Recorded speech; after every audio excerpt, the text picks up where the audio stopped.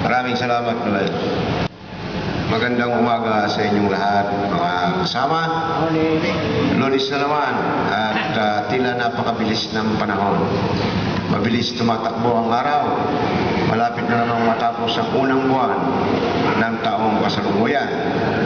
Kailan lang ay nagdiriwang tayo ng Kapaskuhan.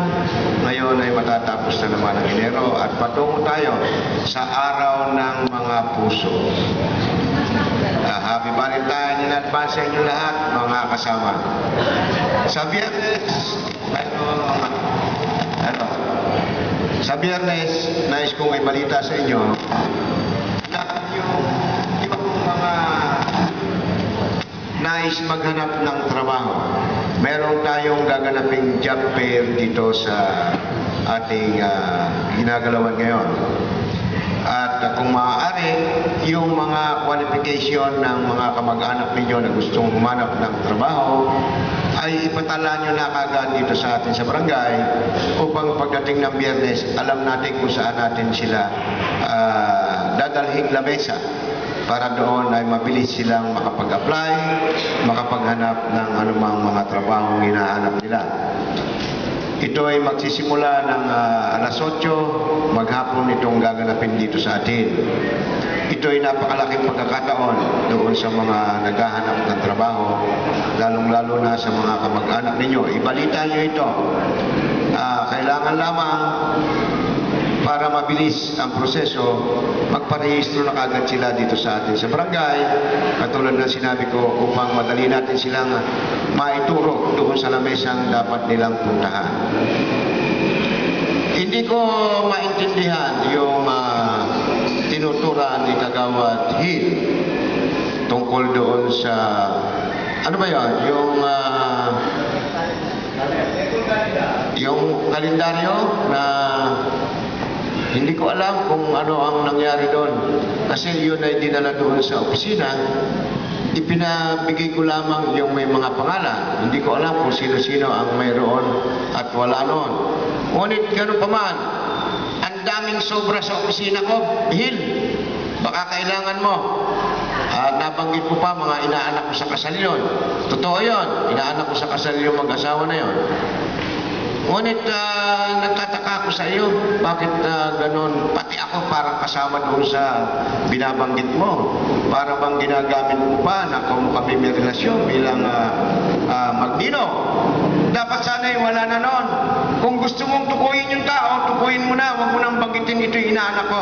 Dahil baka akala ito'y pinapakurang ko paano. Hindi ganon. Sana'y diretsuin mo kung ano ang gusto mong sabihin doon sa tao. Pero wag mo nang gamitin na kami magninong o inaanak pa sa kasal. Baka akala nitong mga kasama natin dito, pinapaborang ko pa kung inaanak ko yon. Kung minsan, lilimihin natin ang ating mga pagsasalita. Dahil sa pagsasalita natin, ay para tayong ikaw ay nasasaktan, hindi mo alam yung mga binibitiwan mong pananalita, ay tumitimo rin sa aming kaisipan dahil kami nasasama sa mga binabanggit mo. Hindi ko inaalis. Pero okay lang, Hill. Sana'y sa susunod, huwag nating isasama kung ano man ang relasyon ko sa bawat isa sa inyo. Kung meron kayong pintas sa bawat isa sa mga kasama natin dito, sabihin ninyo, huwag nyo na akong isama. Dahil ako hindi kumukonsinte, maski sino yan. Ang masakit lang, ay para bang pinahihiwatig mo pa kung ito'y inaanak ko. Para bang kamalihan ko na rin ang kanilang mga ginagawa. Sana'y wag ganon. Sana'y magkaintindihan tayo ng maayos tungkol sa bagay na ito. Sapagkat kung yun lang mga bagay na yun maski yung sa akin, ibibigay ko sa inyo. Kasi yung mga bagay na ganyan, hindi ko maintindihan. Kung tayo hindi binigyan, paano gagawin natin? Talagang hindi tayo nabigyan. Kaya naman isang bagay lang. Kung minsan mga kasama, pasensya na kayo. Dahil sa umagang ito, parang nasaktan naman ako. Hindi na kailangan banggitin na iyon ay ang relasyon namin ay ganon. Hindi naman naman kasama yun doon sa ganung mga bagay.